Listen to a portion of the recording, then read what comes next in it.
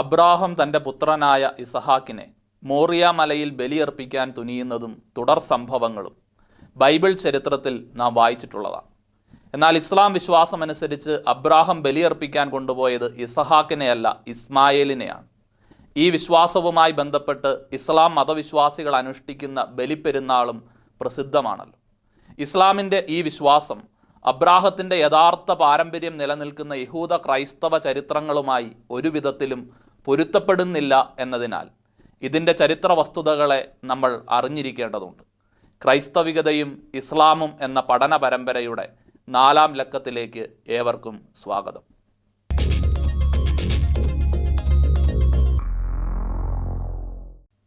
യേശുക്രിസ്തുവിന് 1800 വർഷങ്ങൾക്ക് മുൻപ് മെസപ്പൊട്ടോമിയയിൽ ജീവിച്ചിരുന്ന വ്യക്തിയാണ് അബ്രാഹം.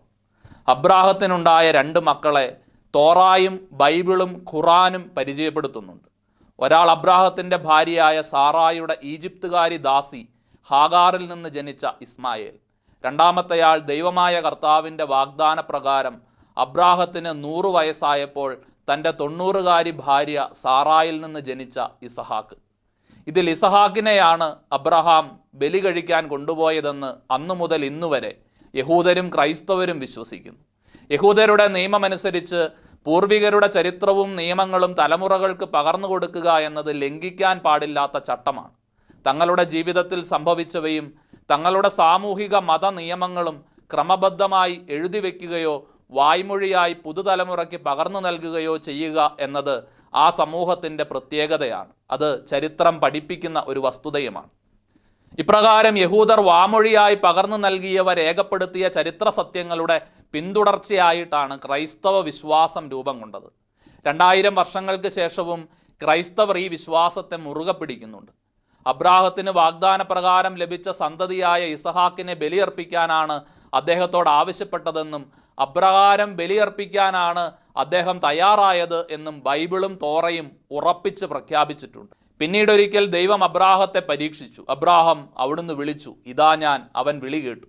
നീ സ്നേഹിക്കുന്ന നിന്റെ ഏകമകൻ ഇസഹാക്കിനെയും കൂട്ടിക്കൊണ്ട് മോറിയ ദേശത്തേക്ക് പോവുക. അവിടെ ഞാൻ കാണിച്ചു തരുന്ന മലമുകളിൽ നീ അവനെ എനിക്കൊരു ദഹനബലിയായി അർപ്പിക്കണം. ഇങ്ങനെ ബൈബിളിൽ ഇസഹാക്ക് എന്ന് വ്യക്തമായി പറഞ്ഞിട്ടുണ്ട് എങ്കിലും ഇസ്ലാം മതവിശ്വാസികൾ വിശ്വസിക്കുന്നത് ഏകജാതൻ എന്ന് പറഞ്ഞിരിക്കുന്നത് ഇസ്മായേലിനെ കുറിച്ചാണ് എന്നാണ്. ഉൽപ്പത്തി പുസ്തകത്തിലെ 16-17 അധ്യായങ്ങൾ വളരെ വ്യക്തമായി ഈ കാര്യങ്ങൾ വിവരിക്കുന്നുണ്ട്. നൂറ്റാണ്ടുകൾക്ക് ശേഷം പുതിയ നിയമത്തിൽ റോമാക്കാർക്ക് എഴുതിയ ലേഖനത്തിൽ പൗലോസ് അപ്പസ്തോലനും ഇക്കാര്യം വ്യക്തമാക്കുന്നുണ്ട്. ദൈവത്തിൻ്റെ വചനം ഒരിക്കലും പരാജയപ്പെട്ടിട്ടില്ല. എന്തെന്നാൽ ഇസ്രായേൽ വംശജരെല്ലാം ഇസ്രായേൽക്കാരല്ല, അബ്രാഹത്തിൻ്റെ സന്തതികളായതുകൊണ്ട് അവരെല്ലാം മക്കളായിരിക്കണമെന്നുമില്ല. ഇസഹാക്ക് വഴിയുള്ളവരായിരിക്കും നിന്റെ സന്തതികളായി അറിയപ്പെടുക. അതായത് വംശമുറയ്ക്കുള്ള മക്കളല്ല ദൈവത്തിൻ്റെ മക്കൾ, പ്രത്യുത വാഗ്ദാനപ്രകാരം ജനിച്ചവരാണ് യഥാർത്ഥ മക്കളായി കണക്കാക്കപ്പെടുന്നത്. വാഗ്ദാനം ഇതാണ്, ഒരു നിശ്ചിത സമയത്ത് ഞാൻ വരും, അന്ന് സാറായിക്ക് ഒരു മകനുണ്ടായിരിക്കും. റോമാക്കാർക്ക് എഴുതിയ ലേഖനം 9-ാം അധ്യായം 6-9 വാക്യങ്ങൾ.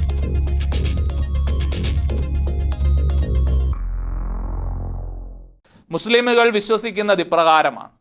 പലതവണ ദൈവത്തിൻ്റെ പരീക്ഷണങ്ങൾക്ക് വിധേയനാവുകയും വിജയം വരിക്കുകയും ചെയ്ത വ്യക്തിയാണ് അബ്രാഹം.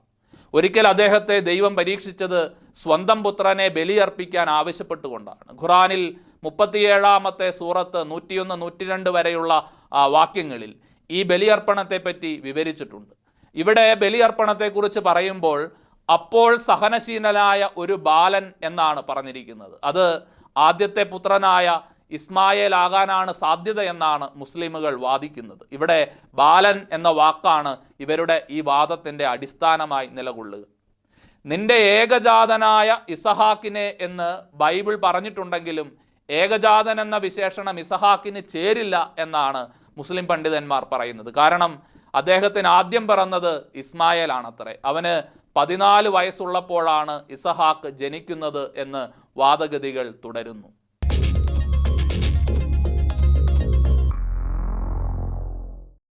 ഉൽപ്പത്തി പുസ്തകം 15-ാം അധ്യായത്തിൽ കർത്താവ് അബ്രാഹവുമായി ഉടമ്പടി വെക്കുന്നത് നമ്മൾ വായിക്കുന്നുണ്ട്. അബ്രാം, ഭയപ്പെടേണ്ട, ഞാൻ നിനക്ക് പരിചയമാണ്, നിന്റെ പ്രതിഫലം വളരെ വലുതായിരിക്കും. അബ്രാം ചോദിച്ചു, കർത്താവായ ദൈവമേ, സന്താനമില്ലാത്ത എനിക്ക് എന്ത് പ്രതിഫലമാണ് ലഭിക്കുക? ദമാസ്കസുകാരനായ എലയാസറാണ് എൻ്റെ വീടിൻ്റെ അവകാശി.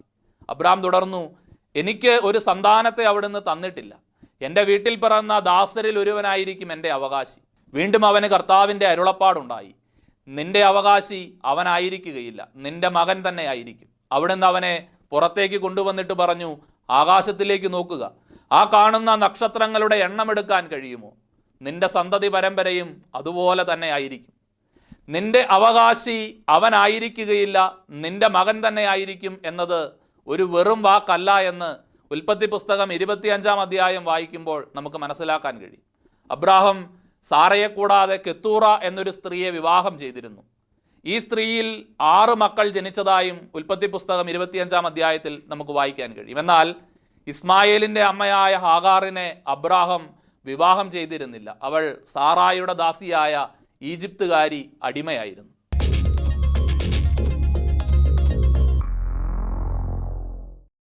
യഹൂദ നിയമമനുസരിച്ച് പിതാവിൻ്റെ അവകാശം മക്കൾക്ക്, പ്രത്യേകിച്ച് കടിഞ്ഞൂൽ അവകാശം മൂത്ത മകനുള്ളതാണ്.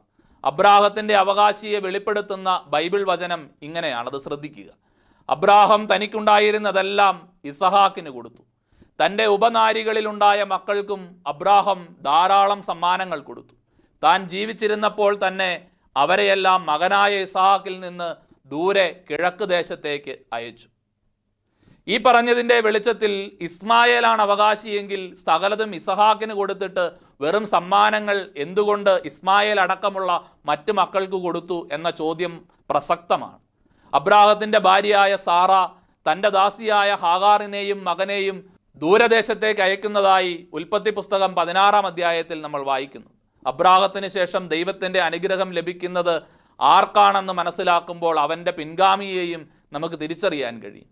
അബ്രാഹത്തിൻ്റെ മരണത്തിന് ശേഷം ദൈവം അവൻ്റെ പുത്രൻ ഇസഹാക്കിനെ അനുഗ്രഹിച്ചു എന്നാണ് 25-ാമത്തെ അധ്യായം ഉൽപ്പത്തി പുസ്തകത്തിൽ നമ്മൾ വായിക്കുന്നത്. നിന്നിലൂടെ ഭൂമുഖത്തെ വംശമെല്ലാം അനുഗ്രഹീതമാകും. ഈ വാഗ്ദാനത്തിൻ്റെ പിൻഗാമി ആരാണ് എന്നത് ഈ വാചകങ്ങളിൽ നിന്ന് സുവ്യക്തമാണ്. ദൈവം അബ്രാഹത്തോട് ഭാവിയിൽ നടക്കാൻ പോകുന്ന കാര്യങ്ങളും മുൻകൂട്ടി അറിയിക്കുന്നുണ്ട്. അതായത് വാഗ്ദാനത്തോടൊപ്പം വാഗ്ദത്ത സന്തതിയുടെ അടയാളവും വ്യക്തമാക്കി. നിന്റെ സന്താനങ്ങൾ സ്വന്തമല്ലാത്ത നാട്ടിൽ പരദേശികളായി കഴിഞ്ഞുകൂടും. അവർ ദാസ്യവേല ചെയ്യും. 400 കൊല്ലം അവർ പീഡനങ്ങൾ അനുഭവിക്കും. എന്നാൽ അവരെ അടിമപ്പെടുത്തുന്ന രാജ്യത്തെ ഞാൻ കുറ്റം വിധിക്കും. ഉൽപ്പത്തി 15-ാം അധ്യായം. ഈ അടയാളത്തിൻ്റെ പൂർത്തീകരണം ഇങ്ങനെയാണ്. ഇസ്രായേലുകാരുടെ ഈജിപ്തിലെ വാസകാലം 430 വർഷമായിരുന്നു. 430 വർഷം പൂർത്തിയായ അന്ന് തന്നെ കർത്താവിൻ്റെ ജനസമൂഹം മുഴുവൻ ഈജിപ്തിൽ നിന്ന് പുറപ്പെട്ടു എന്ന് പുറപ്പാട് പുസ്തകം 12-ാം അധ്യായത്തിൽ നമ്മൾ വായിക്കും. അബ്രാഹത്തിൻ്റെ മകനായ ഇസഹാക്കിൻ്റെ മകനായ യാക്കോബിൻ്റെ 12 മക്കളുടെ കാലത്താണ് അവർ ഈജിപ്തിലേക്ക് പോയതും അവരുടെ മക്കൾ 430 വർഷത്തെ വിപ്രവാസത്തിലേക്ക് പോയത്. ഇക്കാര്യം നമുക്ക് യഹൂദ ചരിത്രത്തിൽ നിന്നും വ്യക്തമായി വായിച്ച് മനസ്സിലാക്കാൻ കഴിയുന്നത്. ഇസ്മായേലും ഇസഹാക്കും ജനിക്കുന്നതിന് മുൻപ് തന്നെയാണ് ഇക്കാര്യം കർത്താവ് പറഞ്ഞിരിക്കുന്നത്. ദൈവം വാഗ്ദാനം ചെയ്ത സന്തതി ഇസ്മായേൽ ആയിരുന്നെങ്കിൽ ഇസഹാക്കിൻ്റെ മക്കളുടേതുമായി ഈ വചനം പൂർത്തീകരിക്കപ്പെടില്ലായിരുന്നു. അബ്രാമിന് 99 വയസ്സായപ്പോൾ കർത്താവ് പ്രത്യക്ഷപ്പെട്ട് അവനോട് അരുൾ ചെയ്തു, ഇതാ നീയുമായുള്ള എൻ്റെ ഉടമ്പടി. നീ അനവധി ജനതകൾക്ക് പിതാവായിരിക്കും. ഇനിമേൽ നീ അബ്രാം എന്ന് വിളിക്കപ്പെടുകയില്ല, നിന്റെ പേർ അബ്രാഹം എന്നായിരിക്കും. ഞാൻ നിന്നെ അനവധി ജനതകളുടെ പിതാവാക്കിയിരിക്കുന്നു. ഉൽപ്പത്തി പുസ്തകം 17-ാം അധ്യായം 1 മുതൽ 5 വരെയുള്ള വാക്യം. ദൈവം വീണ്ടും അബ്രാഹത്തോട് അരുൾ ചെയ്തു, നിന്റെ ഭാര്യ സാറായി ഇനിമേൽ സാറായി എന്നല്ല വിളിക്കപ്പെടേണ്ടത്, അവളുടെ പേര് സാറ എന്നായിരിക്കും. ഞാൻ അവളെ അനുഗ്രഹിക്കും, അവൾ ജനതകളുടെ മാതാവാകും. അവളിൽ നിന്ന് ജനതകളുടെ രാജാക്കന്മാർ ഉത്ഭവിക്കും. അപ്പോൾ അബ്രാഹം കമിഴ്ന്നു വീണ് ചിരിച്ചുകൊണ്ട് ആത്മകഥം ചെയ്തു, 100 വയസ്സ് കഴിഞ്ഞവന് കുഞ്ഞു ജനിക്കുമോ? 90 എത്തിയ സാറ ഇനി പ്രസവിക്കുമോ? അബ്രാഹം ദൈവത്തോട് പറഞ്ഞു, ഇസ്മായേൽ അങ്ങയുടെ മുൻപിൽ ജീവിച്ചിരുന്നാൽ മതി. ദൈവം അരുൾ ചെയ്തു, നിന്റെ ഭാര്യ സാറ തന്നെ നിനക്കൊരു പുത്രനെ പ്രസവിക്കും. നീ അവനെ ഇസഹാക്ക് എന്ന് വിളിക്കണം. അവനുമായും അവൻ്റെ സന്തതികളുമായും ഞാൻ നിത്യമായ ഒരു ഉടമ്പടി സ്ഥാപിക്കും. ഇസ്മായേലിനു വേണ്ടിയുള്ള നിന്റെ പ്രാർത്ഥനയും ഞാൻ ചെവിക്കൊണ്ടിരിക്കുന്നു. ഞാൻ അവനെ അനുഗ്രഹിച്ചിരിക്കുന്നു. ഞാൻ അവനെ സന്താനപുഷ്ടിയുള്ളവനാക്കി അവൻ്റെ സന്തതികളെ വർദ്ധിപ്പിക്കും. അവൻ 12 രാജാക്കന്മാർക്ക് പിതാവായിരിക്കും. അവനിൽ നിന്ന് ഞാനൊരു വലിയ ജനതയെ പുറപ്പെടുവിക്കും. എന്നാൽ സാറായിൽ നിന്ന് അടുത്ത വർഷം ഈ സമയം നിനക്ക് ജനിക്കാൻ പോകുന്ന ഇസഹാക്കുമായിട്ടാണ് എൻ്റെ ഉടമ്പടി ഞാൻ സ്ഥാപിക്കുക. ഉൽപ്പത്തി പുസ്തകം 17-ാമത്തെ അധ്യായം 15-21 വാക്യങ്ങൾ.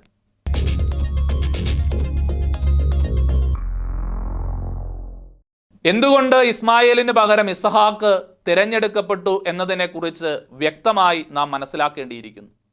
യഥാർത്ഥ ഭാര്യയായ സാറായിൽ ജനിച്ച ഇസഹാക്കിനോടൊപ്പം കളിച്ചു വളരുന്നത് സാറായെ ചൊടിപ്പിച്ചു എന്നതാണ് ഭൗതികമായ ഒരു കാര്യം എങ്കിലും ആത്മീയമായ മറ്റു വസ്തുതകളും ഇതിൻ്റെ പിന്നിലുണ്ട്. നിനക്ക് സന്തതിയെ തരുമെന്ന് അബ്രഹാമിനോട് ദൈവം വാഗ്ദാനം ചെയ്തത് കാത്തിരിക്കാൻ സാറ തയ്യാറായില്ല. അവൾ തൻ്റെ ദാസിയിൽ അബ്രഹാമിന് സന്താനങ്ങളെ ജനിപ്പിക്കാൻ ശ്രമിച്ചു. ആ കുഞ്ഞിനെ തനിക്ക് ലഭിക്കുമെന്നാണ് അവൾ കരുതിയത്. അക്കാലത്ത് അത്തരം പതിവുണ്ടായിരുന്നുവെന്ന് ചരിത്രം രേഖപ്പെടുത്തുന്നുണ്ട്. കർത്താവ് അബ്രാഹത്തിന് വാഗ്ദാനം നൽകുമ്പോൾ നൽകാൻ പോകുന്ന സന്തതിയുടെ അടയാളവും നൽകിയിരുന്നു എന്നത് നാം കണ്ടു. വരാനിരിക്കുന്ന രക്ഷകനെ ജനിപ്പിക്കാനുള്ള തലമുറയെ വാർത്തെടുക്കുക എന്ന വലിയൊരു ദൗത്യം അബ്രഹാമിനെ തെരഞ്ഞെടുക്കുമ്പോൾ തന്നെ ദൈവത്തിനുണ്ടായിരുന്നു. ദാസിയുടെയും അടിമയുടെയും പാരമ്പര്യത്തിൽ തൻ്റെ പുത്രനെ ജനിപ്പിക്കാൻ കർത്താവ് ആഗ്രഹിച്ചില്ല. കാരണം അടിമത്വം എന്നത് ദൈവത്തിൽ നിന്ന് വരുന്നതല്ല, പാപത്തിൽ നിന്ന് വരുന്നതാണ്. ഇവിടെ പൗലോസ് അപ്പോസ്തലന്റെ വാക്കുകൾ വളരെ ശ്രദ്ധേയമാണ്. അബ്രാഹത്തിന് 2 പുത്രന്മാരുണ്ടായിരുന്നു. ഒരുവൻ ദാസിയിൽ നിന്ന്, ഇതരൻ സ്വതന്ത്രയിൽ നിന്ന്. ദാസിയുടെ പുത്രൻ ശാരീരിക രീതിയിലും സ്വതന്ത്രയുടെ പുത്രൻ വാഗ്ദാന പ്രകാരവും ജനിച്ചു. സഹോദരരെ, നമ്മളാകട്ടെ ഇസഹാക്കിനെ പോലെ വാഗ്ദാനത്തിൻ്റെ മക്കളാണ്. എന്നാൽ ശാരീരിക രീതിയിൽ ജനിച്ചവൻ ആത്മാവിൻ്റെ ശക്തിയാൽ ജനിച്ചവനെ അന്ന് പീഡിപ്പിച്ചു. ഇന്നും അതുപോലെ തന്നെയാണ്. വിശുദ്ധ ലിഖിതം എന്താണ് പറയുന്നത്? ദാസിയെയും അവളുടെ പുത്രനെയും നിഷ്കാസനം ചെയ്യുവൻ. എന്തെന്നാൽ ദാസിയുടെ പുത്രൻ സ്വതന്ത്രയുടെ പുത്രനോടൊപ്പം അവകാശിയാകാൻ പാടില്ല. ഗലാത്യക്കാർക്കും റോമാക്കാർക്കും എഴുതിയ ലേഖനത്തിൽ നമ്മൾ ഇത് വായിക്കുന്നുണ്ട്. ദൈവം യോജിപ്പിച്ച ബന്ധത്തിൽ ജനിക്കുന്ന സന്തതികളാണ് വാഗ്ദാനത്തിൻ്റെ മക്കൾ. മറ്റ് ഇതര ബന്ധങ്ങളിൽ ജനിക്കുന്ന കുഞ്ഞുങ്ങൾ ശാരീരികമായി മക്കളാണെങ്കിലും അവർ അവകാശികളല്ല എന്ന് യഹൂദ നിയമം വ്യക്തമായി പ്രസ്താവിച്ചിരുന്നു.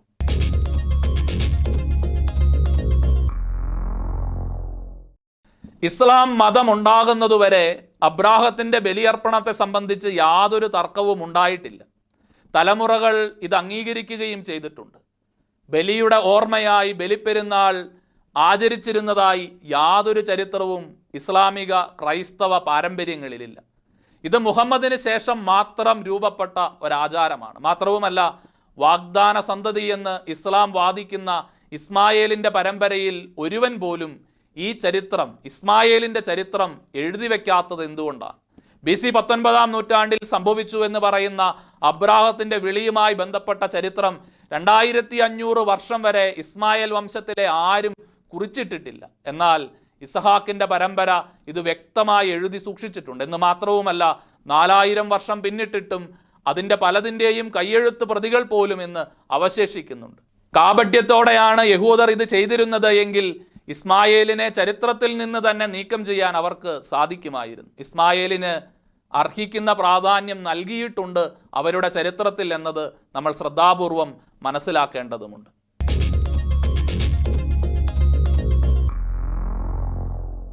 പറഞ്ഞു വരുന്നത് ഇപ്രകാരം സംഗ്രഹിക്കാം. അബ്രാഹം ബലിയർപ്പിക്കാൻ കൊണ്ടുപോയത് ദൈവമായ കർത്താവിൻ്റെ വാഗ്ദാന പ്രകാരം ജനിച്ച ഏകജാതനായ ഇസഹാക്കിനെയാണ്. ഇസ്മായേൽ അബ്രാമിൻ്റെ പുത്രനും ഇസഹാക്ക് അബ്രാഹത്തിൻ്റെ പുത്രനുമാണ്. മാത്രവുമല്ല, അബ്രാഹം ഇസഹാക്കിനെ ബലിയർപ്പിച്ചിട്ടില്ല.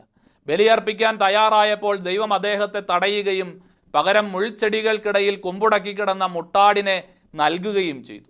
ഇസ്മായേലിനെയാണ് ബലി കഴിക്കാൻ കൊണ്ടുപോയതെന്ന് മുഹമ്മദോ അദ്ദേഹത്തിൻ്റെ പിൻഗാമികളായ ഖലീഫമാരോ പ്രഖ്യാപിച്ചിട്ടില്ല, പറഞ്ഞിട്ടില്ല. എന്നാൽ മുഹമ്മദിൻ്റെ വംശാവലിയിലെ പിതാവ് ഇസ്മായേലാണ് എന്ന നിഗമനം മാത്രമാണ് ഇസ്ലാമിൻ്റെ ഹജ്ജ് എന്ന ആചാരത്തിൻ്റെ പിന്നിലുള്ളത്. അബ്രാഹത്തിൻ്റെ ബലി ദൈവപുത്രനായ ഈശോ മിശിഹായുടെ കാൽവരിയിലെ ബലിയുടെ മുന്നോടിയായിരുന്നു. തൻ്റെ ഏകജാതനെ ബലിയർപ്പിക്കാൻ വൈമനസ്യം കാണിക്കാത്ത അബ്രാഹത്തിൽ കുരിശിൽ ബലിയായി തീരാൻ തൻ്റെ സ്വപുത്രനെ ലോകത്തിലേക്ക് അയച്ച് മനുഷ്യൻ്റെ അധികാരത്തിന് വിട്ടുകൊടുക്കാൻ തയ്യാറായ പിതാവായ ദൈവത്തെ തന്നെയാണ് നമ്മൾ കണ്ടുമുട്ടുന്നത്. കൂടാതെ മുൾച്ചെടികൾക്കിടയിൽ കൊമ്പുടക്കി കിടന്ന ആട്ടിൻകുട്ടിയെ മുൾമുടി ചൂടി കുരിശിൽ മരിച്ച ഈശോയുടെ പ്രതീകമായും മനസ്സിലാക്കാം. യഹൂദ ക്രൈസ്തവ വിശ്വാസപ്രകാരവും ചരിത്രപ്രകാരവും ഇസഹാക്കിനോട് ബന്ധപ്പെട്ട് നിലനിൽക്കുന്ന വസ്തുതകളെ നൂറ്റാണ്ടുകൾക്ക് ശേഷം യാതൊരു തെളിവുകളും മുൻചരിത്രവുമില്ലാതെ വളച്ചൊടിച്ചിരിക്കുക മാത്രമാണ് ചെയ്തിരിക്കുന്നത്. ക്രൈസ്തവ ഇസ്ലാമിക വിശ്വാസധാരകളുടെ ചരിത്രവും വർത്തമാനവും വചനഗ്രന്ഥങ്ങളും വ്യാഖ്യാനിക്കുന്ന സത്യാന്വേഷിയുടെ പുതിയ എപ്പിസോഡുമായി വീണ്ടും അടുത്തയാഴ്ച. ഈ വിഷയങ്ങളുമായി ബന്ധപ്പെട്ട നിങ്ങളുടെ സംശയങ്ങളും നിരീക്ഷണങ്ങളും താഴെ കാണുന്ന ഇമെയിലിൽ ഞങ്ങൾക്ക് എഴുതുക. സത്യം നിങ്ങളെ സ്വതന്ത്രരാക്കട്ടെ.